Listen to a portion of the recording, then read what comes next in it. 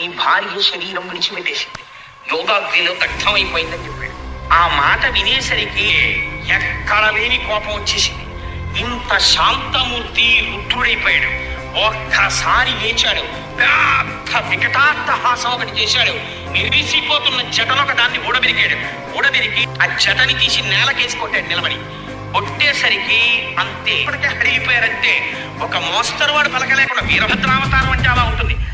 అటువంటి అంటే స్వరూపం అది పుట్టగానే ప్రజ్వల దీప్త జ్వాలిక జ్వాల చల్యమాన కేశములు మెరయ, మెరిసిపోతున్నటువంటి జుట్టు, జండ దిగ్వేదండ శుంఠాప దుర్దండ సహస్రధృతి హేతి సంఘమొప్ప, అటువంటి వాడే కనకపాలస్తి మలికలు తొలరా పెద్ద కపాలమాల ధరించాడు. వేసుకుని పెద్ద ఉద్వేగంతో ఒక్కసారి దూకి శంకరుడి పాదాలకి నమస్కరించాడు. అనకుడు రుద్రుచేరి